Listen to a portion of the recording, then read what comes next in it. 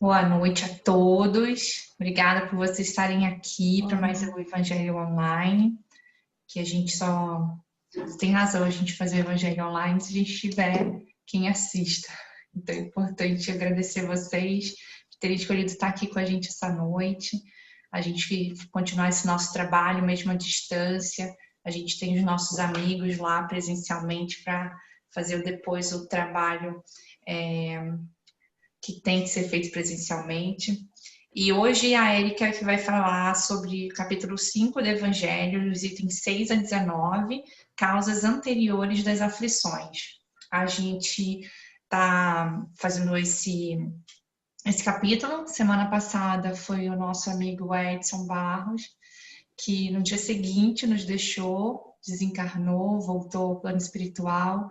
Então, queria deixar aqui a nossa gratidão a ele por ter feito esse último momento com a gente na semana passada, e a gente lembrar de levar os pensamentos a ele e que ele tenha, que seja bem recebido e continue seu desenvolvimento aonde quer que ele esteja nesse momento. Então, Érica, por favor, faça a prece inicial e vamos dar continuação. Obrigada. Vamos sim, vamos sim. Boa noite a todos, amigos. Vamos então nos acomodar, nos sentar confortavelmente nos nossos lugares. Para quem gosta, cerrar os olhos, né? Para a gente começar esse momento de conexão. Elevando então os nossos pensamentos a Jesus, nosso mestre tão querido. Agradecendo aos amigos da espiritualidade que têm se feito presentes de maneira maravilhosa por todo esse percurso que nós temos feito nesse período que não é fácil para muitos de nós,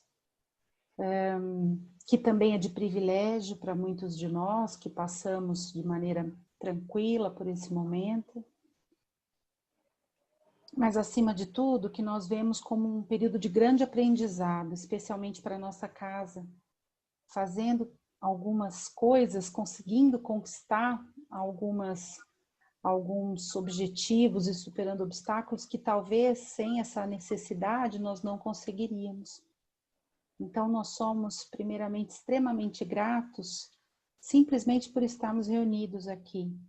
Aqueles que conseguem estar presencialmente, com todo respeito a todas as regras que o momento exige, e aqueles que estão distantes, também reunidos em pensamento, em alma e através das ferramentas que a tecnologia tem nos proporcionado.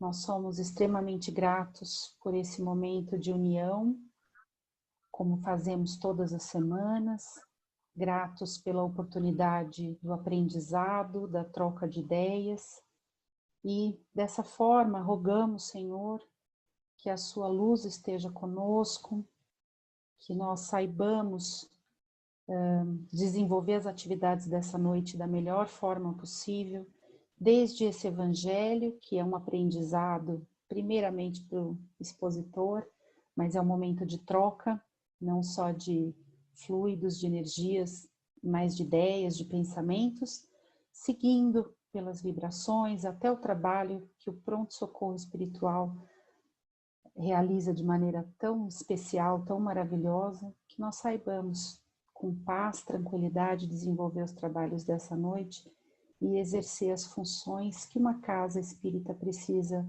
exercer, a caridade.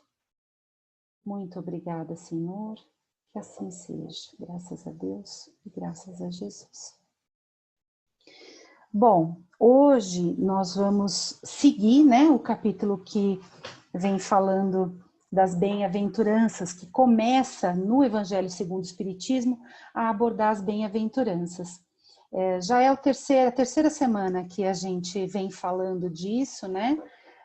Como bem a Ana Paula falou, semana passada eu fui até assistir com mais calma depois o vídeo, ela foi tão extensa, foi tão bacana, nos ensinou tanto, que fica difícil não comentar a respeito da semana passada, e também da primeira semana em que o Edmur expôs também muito bem esse capítulo 5º. Na verdade, a gente vai falar do item 6 ao 10, tá? Não vai até o 19, não, senão eu não terminaria hoje. A semana que vem começa do item 11. Mas eu queria pedir licença para vocês para começar lembrando um pouquinho o que é a bem-aventurança, o que é o Sermão da Montanha, né? Porque ele é tão importante, e eu me lembro de um dia numa explanação de evangelho, se eu não me engano, Walter Frischeinsen fez um comentário que me chamou muita atenção e que eu levei para mim, e que hoje eu queria dividir um pouco com vocês, que é a importância do Sermão da Montanha, né? Então, a partir de agora, do capítulo 5º até lá para frente, a gente vai falar bastante das bem-aventuranças, que são o Sermão da Montanha, né? Então, a gente fala de bem-aventurados hoje, né? Estamos falando dos aflitos, depois vamos passar pelos pobres de espírito, aqueles que têm puro coração, bem-aventurados os brandos e pacíficos, e também os misericordiosos. O Sermão da Montanha pode ser considerado como um dos momentos em que Jesus tomou posse da palavra, dividiu com as pessoas da maneira mais simples que ele poderia fazer, e é tido como um grande resumo de transformação íntima, né? Então, se a gente esquecer todo o evangelho, não tiver condições de entender, estudar, a gente entendendo o Sermão da Montanha, entendendo as bem-aventuranças, a gente teria um código do bem viver, o código que vai nos permitir sermos mais felizes, né?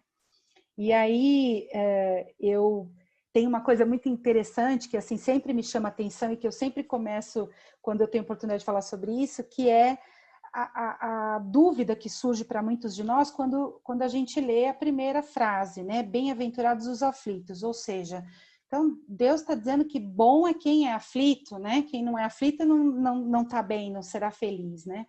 Evidentemente que não é esse o tom. E interessante que Kardec teve uma preocupação muito grande de esclarecer em diversos pontos do Evangelho e de toda a codificação essa distorção que precisa ser consertada. Nós não vamos falar disso hoje, evidentemente não é o objeto da conversa, mas tem um ponto em notícias históricas ou notas históricas lá na introdução em que ele já inicia fazendo essa ressalva, né, de que as palavras do Novo Testamento e até do Antigo Testamento, elas vinham de uma língua que não era tão rica e que, portanto, uma mesma palavra tinha diversas interpretações. E que a gente tem que tomar um cuidado muito grande para não trazer o tom do século XXI de interpretação de uma palavra em português, né, com as nossas percepções pessoais, correndo o risco de distorcer completamente as interpretações da palavra mesmo de Jesus.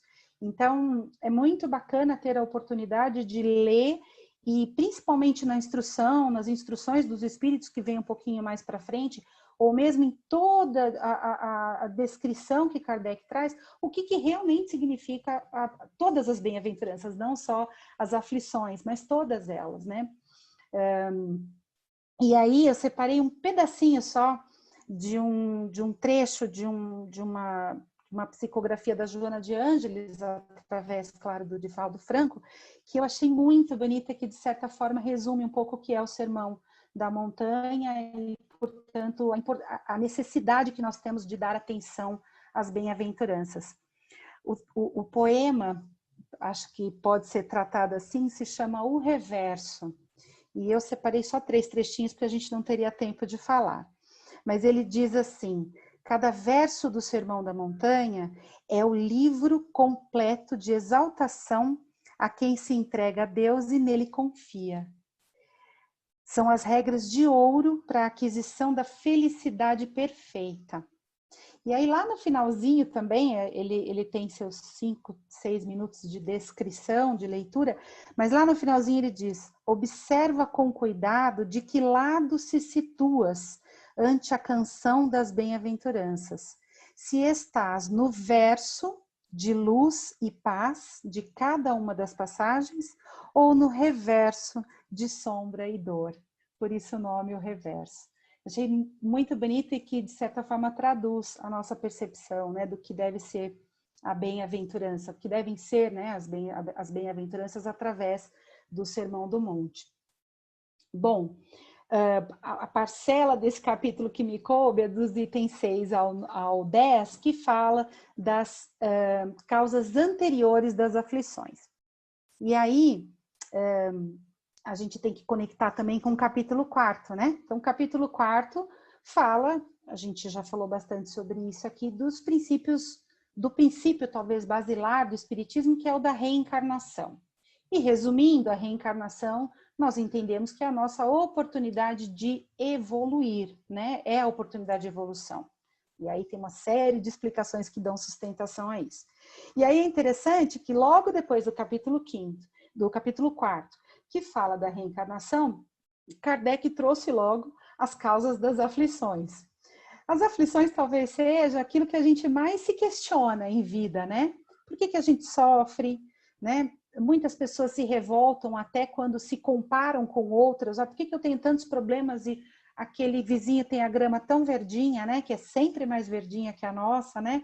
É mais bonita, é mais inteligente, tem mais dinheiro, a família é melhor, o casamento vai melhor. Tolos somos, né? Em achar, mas sempre achamos, sempre nos comparamos e muitas vezes nos revoltamos, né? A ideia muitas vezes de castigo, né? De que a gente está aqui sofrendo o castigo de Deus, né? A gente tem um pouco isso imposto, né? Na nossa infância, através de entendimentos, como a gente acabou de falar, interpretações às vezes distorcidas, né? O que nos leva àquela ideia de pecado também, de que a gente está pagando pelos pecados que a gente comete, né? Ou seja, sempre na conta de terceiros, né? Muitos também entendem, quando a gente fala que estamos num planeta de provas e expiações, que, portanto, o sofrimento, as aflições são o objetivo dessa nossa passagem, né? Então, isso nos traz, às vezes, até um certo comodismo, né? Minha vida não é legal, eu não tenho certas oportunidades, mas é assim mesmo, eu estou aqui num planeta de provas e expiações. Como isso nos desse carta branca para sofrer sem buscar nossa felicidade, como se esse fosse efetivamente o objetivo. Não é. Essa é muito mais a consequência do que a causa, né? E a gente vai falar um pouquinho disso, né? Então, penso eu que esse capítulo ele vai nos trazer o conceito de resignação, sim, ou seja, de aceitação e de entendimento das nossas aflições, do porquê que nós temos problemas, as chamadas vicissitudes, né, que são os altos e baixos que a gente passa na vida e que o Evangelho faz tanta referência, mas como aceitação e bem viver e busca da solução, e não como passividade, né? Não no sentido de nos acomodarmos num conceito comum, até mesmo dentro do Espiritismo, de que é para isso que estamos aqui, para sofrer. Não, não é para isso que nós estamos aqui. Mas, considerando que a gente acabou de falar que, né, o capítulo 4 trouxe a reencarnação, que é a nossa oportunidade de evoluir. E que nós temos, e todo mundo fala muito sobre isso também, aquela tal liberdade, né, que é o livre-arbítrio, ou seja, nós podemos escolher o caminho dessa evolução. A gente já entendeu também que essa nossa liberdade, assim como na nossa vida hoje, né, na nossa vida presente, a nossa liberdade nos traz consequências, né? Então eu tenho a liberdade de não querer estudar mais, muito mais, mas eu vou ter a consequência de estar num nível intelectual menor, de talvez não conseguir um trabalho mais bacana, de talvez não conseguir, por que não dizer até um bem material mais bacana. Eu tenho a opção de não querer entender exatamente o que diz essa filosofia, o tal do espiritismo, mas eu vou sofrer a consequência de não compreender certas coisas que vão me trazer conforto, entendimento, tranquilidade, vão me fazer mudar o comportamento, acima de tudo, é isso que se espera, e por aí vai. Então, a nossa liberdade é maravilhosa, é um dom, realmente um presente que a gente ganhou, mas ela nos traz consequências. Então, esse capítulo fala no tal axioma, né, de que todo efeito tem uma causa. Axioma nada mais é do que uma verdade absoluta, né? Então, quando a gente diz que a Terra é redonda, talvez esse não seja mais um bom exemplo, porque hoje em dia já há quem questione isso. Há de novo quem questione isso, mas vamos considerar, né, dentre as pessoas de bom senso, que não há questionamento de que a Terra é redonda, né? Isso é um axioma. E todo efeito tem uma causa, também é considerado uma verdade absoluta, até que algum grupo resolva levantar dúvidas sobre isso.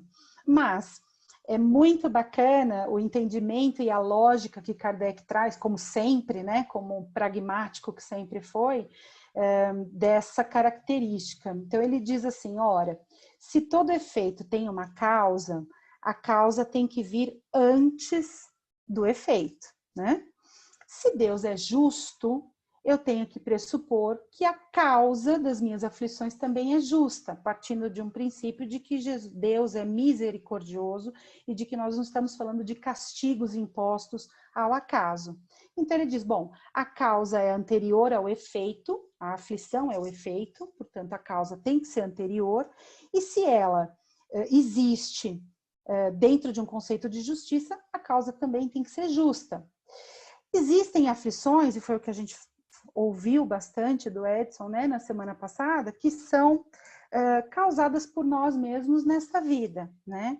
E aí a gente já ouviu tanto, né, do orgulho, da ambição, das nossas paixões, de forma geral, as nossas más tendências, né? Que muitas vezes a gente não consegue compreender, mas que são decorrentes da nossa atitude, né? Então, às vezes, a nossa família não vai tão bem e a gente vai fuçar lá, a gente percebe que a gente também não é tão compreensivo, né? Trata, às vezes, melhor o vizinho do que o irmão, do que o pai, a mãe. Aquele mal-estar, aquela saúde que não é perfeita, muitas vezes ela decorre dos nossos excessos, né? Quase sempre decorre dos nossos excessos. As nossas dificuldades, nossos desafios financeiros, muitas vezes decorrem da nossa falta de planejamento ou daquela necessidade que a gente tem de acumular certas coisas, né? Porque a gente está acostumado que isso é importante.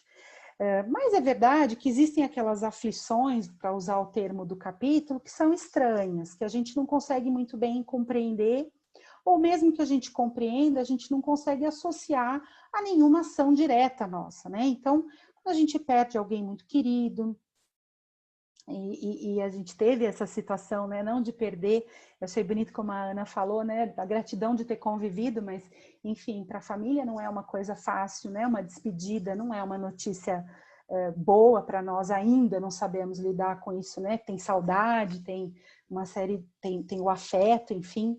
Então, a perda é algo que está acima do nosso controle, as doenças que nos causam sofrimento e que não necessariamente são causadas pelas nossas ações, e outras intempéries, falta de dinheiro, um desarranjo na família, problemas no nosso trabalho, e por que não dizer a pandemia que a gente está vivendo, que, é claro, pode ter uma influência do comportamento da humanidade, mas está muito acima, né, de nós aqui, pessoalmente falando, está acima das nossas ações, né? Como é que faz para entender isso, né? E aí, se a gente tem esse conceito de que Deus tem a concepção máxima de justiça e de que as causas vêm antes do efeito e são da mesma forma justas, se a causa não vem agora e não foi causada por mim, ela tem que ter vindo de algum lugar. E aí vem o Espiritismo nos explicando e nos esclarecendo em conexão com o tema da reencarnação, que se ela não veio de agora e se ela não foi causada imediatamente por nós, ela tem que ter vindo de uma existência anterior. E sim, ainda assim, causada provavelmente por nós mesmos, né? O Rubens, que eu convivo muito com ele, ele sempre brinca e diz, a gente não foi gente boa no passado, né? Provavelmente nenhum de nós foi muito gente boa pelo nosso convívio em comum aqui, num planeta como que a gente vive, a gente não foi boa coisa, né? Então, é muito difícil a gente conseguir compreender, mas a gente precisa ter a percepção e o entendimento de que sim, essas causas foram de alguma maneira provocadas pelas nossas atitudes, provavelmente em outras vidas, né? O item 7 do capítulo, ele fala assim, de maneira bem curtinha, vou tirar só um pedacinho, ele diz assim, quer dizer, portanto, que por uma justiça distributiva rigorosa, o homem suporta o que fez os outros suportarem. Se foi duro e desumano, poderá ser a seu turno tratado duramente e com desumanidade. Se foi orgulhoso, poderá nascer em uma condição humilhante. Se foi avarento, egoísta ou se fez mau uso da fortuna, poderá ser privado do necessário. Se foi mau filho, poderá sofrer com os próprios filhos e por aí vai. Isso significa um exemplo, e aí vem o primeiro cuidado que nós espíritas precisamos tomar, que é o de olhar alguém na rua mancando e dizer, ah, esse daí deu um tiro na perna de alguém. A gente tem essa mania de achar que a gente passa a entender a lógica toda da humanidade, porque a gente entende a lei de causa e efeito. Então, isso é um exemplo, mas não nos cabe absolutamente encaixar isso em nenhuma lógica possível, e nem isso nos dá livre acesso a julgamento dos outros, né? Isso só serve para nos mostrar que todos nós, absolutamente todos nós, temos algo a reparar. Alguns mais aparentes, outros menos, mas absolutamente todos nós temos algo a reparar, né? E o item 9 confirma isso, dizendo inclusive o seguinte: não seria preciso crer que todo sofrimento suportado neste mundo seja necessariamente indício de uma falta determinada. São frequentemente, aí também dando exemplo, simples provas escolhidas pelo espírito para acabar a sua depuração e apressar o seu adiantamento. Então, muitas vezes pode nem ser decorrente de uma falta direta, pode ser uma escolha de nós como espíritos, né, dentro do nosso planejamento reencarnatório, justamente no sentido de buscar uma evolução ou de buscar reparar algo que indiretamente afetaria alguém que está muito próximo da gente ou para quem a gente fez algum mal, né? A gente até na semana passada também ouviu um pouco a respeito de expiação, de prova, né?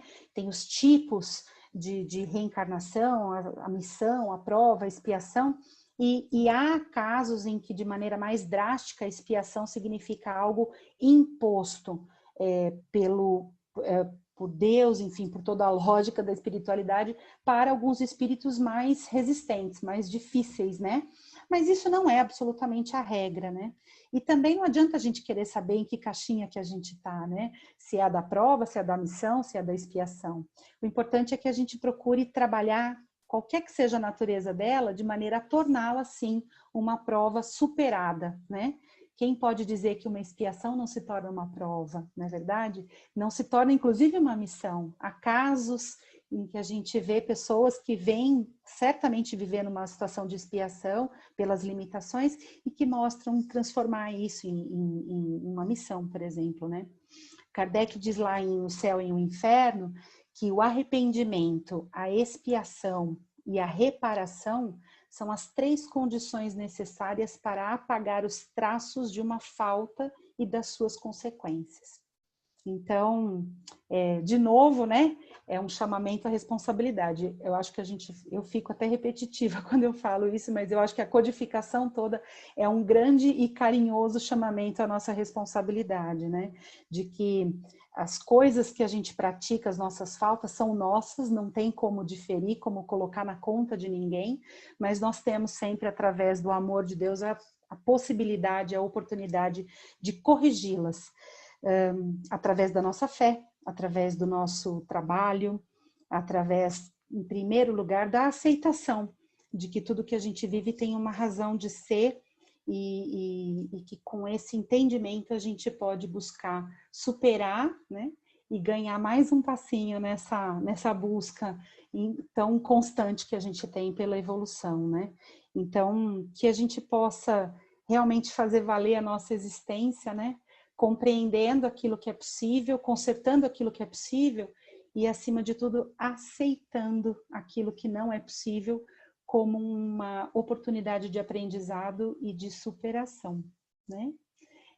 Para não estender, não passar o tempo que a Ana me deu e que é da atividade, eu agradeço muito a vocês. Essas eram as palavras que eu queria humildemente dividir com vocês. Desejo a todos uma ótima noite e o seguimento de todos os trabalhos, as atividades aí da casa. Um beijo grande a todos. Obrigada, Érica, muito obrigada. A gente vai dar continuidade com o Fonte Viva. Deixa eu compartilhar com vocês, vai que vocês querem ler também, eu abri aqui. Vocês estão vendo a minha tela? Tá meio pequenininho? Tá melhor assim? Vocês estão vendo? Tá. Obrigada. Eu vou ler aqui Mãos estendidas. Estende a tua mão, e ele a estendeu e foi-lhe restituída a sua mão, sã como a outra. Em Marcos 3:5. Em todas as casas de fé religiosa há crentes de mãos estendidas, suplicando socorro. Almas aflitas revelam ansiedade, fraqueza, desesperança e enfermidades do coração. Não seremos todos nós, encarnados e desencarnados, que algo rogamos à providência divina, semelhantes ao homem que trazia a mão seca? Presos ao labirinto criado por nós mesmos, ei-nos a reclamar o auxílio do Divino Mestre. Entretanto, convém ponderar a nossa atitude. É justo pedir, e ninguém poderá cercear quaisquer manifestações da humildade, do arrependimento, da intercessão. Deixa eu subir. Mas é indispensável examinar o modo de receber. Muita gente aguarda a resposta materializada de Jesus. Esse espera o dinheiro, aquele conta com a evidência social de improviso. Aquele outro exige a imediata transformação das circunstâncias no caminho terrestre. Observemos, todavia, o socorro do Mestre ao paralítico. Jesus determina que ele estenda a mão mirrada e, estendida essa, não lhe confere bolsas de ouro nem fichas de privilégio. Cura. Devolve-lhe a oportunidade de serviço. A mão recuperada naquele instante permanece tão vazia quanto antes. É que o Cristo restituía-lhe o ensejo bendito de trabalhar, conquistando sagradas realizações por si mesmo. Recambiava-o às lides redentoras do bem, nas quais lhe cabia edificar-se e engrandecer-se. A lição é expressiva para todos os templos da comunidade cristã. Quando estenderes tuas mãos ao Senhor, não esperes facilidades, ouro, prerrogativas. Aprende a receber-lhe a assistência, porque o divino amor te restaurará as energias, mas não te proporcionará qualquer fuga às realizações do teu próprio esforço. Muito bom. É mais ou menos aquele ditado popular, né, que dá a vara e não o peixe. É bem isso. Então, muitas vezes a gente está pedindo a coisa errada, está pedindo uma coisa material, uma facilidade, que nem sempre é o que a gente precisa para a nossa evolução. Né? Muitas das vezes a gente precisa mais desenvolver a fé, mais desenvolver talvez a amizade, a colaboração, o trabalho em grupo, para conquistar alguma coisa do que realmente aquela coisa aparecer na nossa porta. Então a gente, entendendo aqui, né, o quanto que estender a mão, ele fala aqui, né? Tudo bem, é válido estender a mão para pedir alguma coisa, mas aprenda a receber aquilo que lhe é dado e usar da melhor forma, porque a gente vai receber o que a gente precisa, não o que a gente quer. A gente né, fala muito sobre isso. Às vezes a gente está num lugar de conflito, uma dificuldade em relacionamentos, que seja no trabalho, que seja... Aí a gente pede,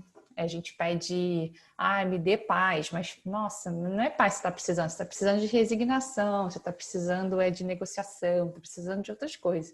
Então toma mais conflito, que é isso que você está precisando agora. Então assim, a gente às vezes não entende essas entrelinhas, né? Que como falam também, Deus escreve certo por linhas tortas.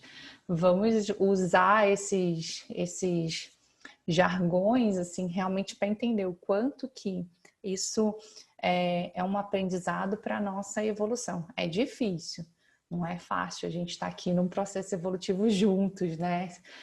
Estudando o Evangelho, aprendendo cada vez mais. E é importante a gente cada vez mais ouvir mais do mesmo para realmente assentar. Cada hora a gente assenta um pouquinho, pensa num exemplo e a gente vê o quanto que a gente realmente estende a mão e aproveita aquilo que a gente recebe. Então, eu vou deixar esse meu comentário de hoje para também não estender muito e vou chamar o Ronaldo para fazer as vibrações dessa noite. Precisa abrir o som, Ronaldo. Ok. Estão me ouvindo? Sim. Isso. Ok. Então vamos lá nas nossas vibrações, lembrando que vibrações são os nossos sentimentos em forma de oração. E nesse sentido, eu convido a todos a buscar uma posição tranquila, buscar essa paz interior, buscar a sintonia com o alto, o nosso Pai Maior, o nosso Mestre Jesus, com os irmãos da espiritualidade que nos acompanham nesse trabalho. Vamos vibrar, então, muita paz, muito amor e muita luz. Esse nosso planeta querido, planeta que serve de escola para nossas almas crescer e evoluir em direção ao Pai. Vivemos também por todos os países que se encontram em guerras, conflitos, luta de qualquer natureza, para que seus líderes possam promover a paz e a fraternidade entre seus povos. Vibremos pelo Brasil, nosso querido Brasil, coração do mundo, com a nobre missão de ser a pátria do Evangelho. Vibremos pelos nossos governantes, para que a luz do Pai Maior envolva os seus corações, que eles possam trabalhar com ética, com respeito, com honestidade, para ajudar esse nosso país a crescer e se tornar um país de pessoas regeneradas, de pessoas de bem. Vibremos muita paz, muito amor e muita luz aos nossos irmãos que se encontram nos hospitais, que se encontram nos prontos-socorros, muitos deles padecendo dores e sofrimentos lastimáveis. Pedimos ao Pai que o Senhor ampare a cada um, dando remédio lenitivo, para que eles possam sentir a Tua presença em seus corações.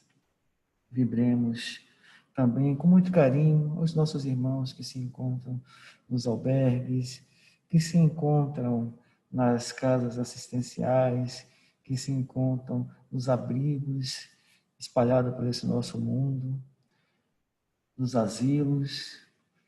Esses irmãos que se acham, muitos deles, abandonados pela família, esquecidos pela sociedade, muitos com enorme tristeza em seus corações, causada pela solidão. Que a luz do nosso Pai Maior possa espantar essa solidão dos seus corações, envolvendo em paz, em amor e ternura nesse momento. Vibremos muita paz, muito amor e muita luz aos nossos jovens, esperança dessa humanidade, para que esses jovens possam ser guiados por mãos abnegadas e possam conduzi-lo através dos ensinamentos do nosso Mestre Jesus e fazer desse nosso planeta um mundo regenerado. Vibremos também pelos aqueles nossos irmãos que se encontram nos vícios, nas drogas, nas violências desse mundo. Que a luz do nosso Pai possa envolvê-los, fazendo despertar em seus corações a paz, o entendimento, a vontade de ser forte para sair dessas situações que eles se encontram. Vibremos também pelos nossos irmãos que se encontram presos nas delegacias, nas penitenciárias, nas cadeias, cuja liberdade foi cerceada pelos crimes que eles cometeram perante a sociedade.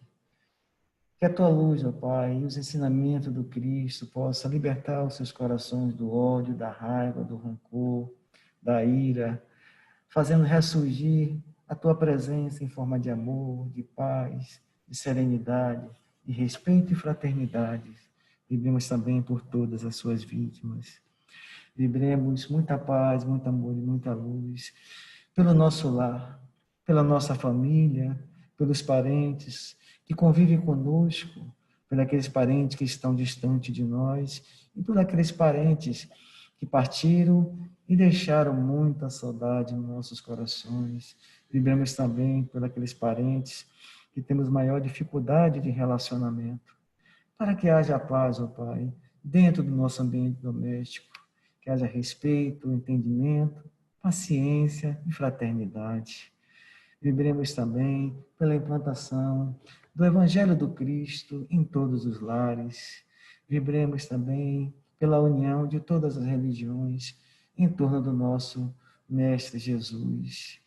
E faça uma vibração especial pelo nosso querido irmão que partiu para a pátria espiritual, Edson Barros, que a tua luz, ó Pai, e a presença dos espíritos protetores possam amparar esse nosso irmão, na certeza que ele aqui deixou um pouco do perfume dele junto de nós, pelo carinho, pelo amor, pela fraternidade, da tua presença junto de nós. E tenho certeza também que ele levou um pouquinho do nosso perfume em forma de carinho que todos nós temos por ele.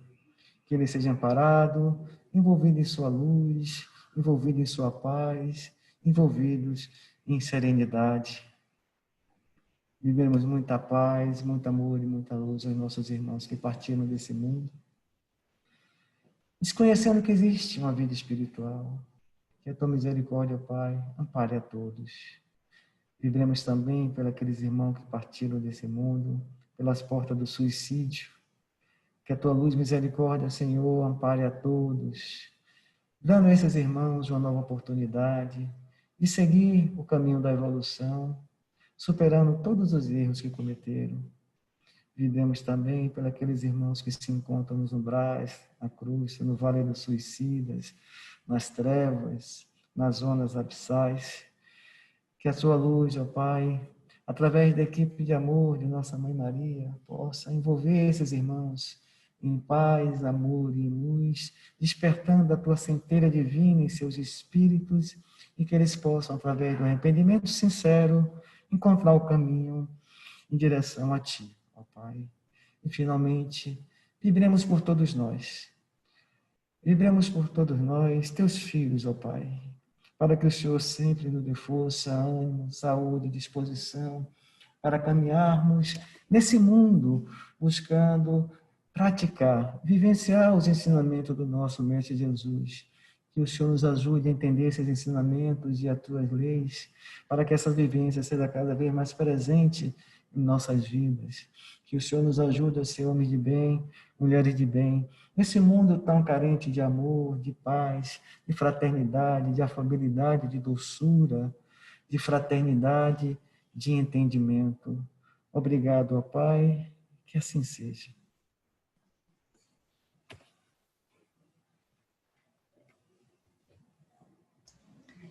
Marilu, você pode fazer a prece final? Está ouvindo bem? Sim. Então, vamos agradecer mais uma vez ao nosso Pai Maior, a Jesus, nosso Mestre, irmão e amigo, por tudo aquilo de bom que aprendemos nessa noite, nessa seara bendita, nesses grandes aprendizados do Evangelho. Que possamos sempre lembrar desses ensinamentos em todos os momentos da nossa vida, tentarmos aplicá-los, principalmente junto àqueles que convivemos diariamente, para assim amenizar as dificuldades que possamos ter. Que possamos, Pai, trilhar esse caminho através do Evangelho, com o coração cheio de alegria, de gratidão e com muita fé sempre. Deus, nosso Pai, que sois todo poder e bondade, dai força àqueles que passam pela provação, dai luz àqueles que procuram a verdade, ponde no coração do homem a compaixão e a caridade. Pai, dai ao viajor estrela guia, ao aflito a consolação, ao doente o repouso. Pai, dai ao culpado arrependimento, ao espírito a verdade, à criança o guia, ao Pai, Senhor. Que a vossa bondade se estenda sobre todos que criastes. Piedade, meu Deus, para aqueles que não vos conhecem, esperança para aqueles que sofrem. Que a vossa bondade permita aos espíritos consoladores derramarem por toda parte a paz, a esperança e a fé. Deus, um raio, uma centelha do vosso amor pode abrasar a terra e deixar-nos beber nas fontes dessa bondade fecunda e finita. E todas as lágrimas secarão, todas as dores se acalmarão. Um só coração, um só pensamento subirá até vós como um grito de reconhecimento, de amor. Como Moisés sobre as montanhas, nós os esperamos com os braços abertos. ó poder, ó bondade, ó beleza, ó perfeição. E queremos de alguma sorte merecer a tua misericórdia e vosso grande amor. Pai, dai-nos forças de alcançar o progresso a fim de subirmos até vós. Dai-nos a caridade pura, dai-nos a fé e a razão. Dai-nos a simplicidade que fará de nossas almas o espelho onde se refletirá a sua divina e santíssima imagem. Que assim seja, em nome de Deus e de Jesus. Obrigada, Marilu. Gente, obrigada. Boa noite para todo mundo. Boa noite, boa noite. Semana que vem, Érica, muito obrigada. Obrigada, Boa Érica. noite a todo mundo. Gente, Boa noite. Deus.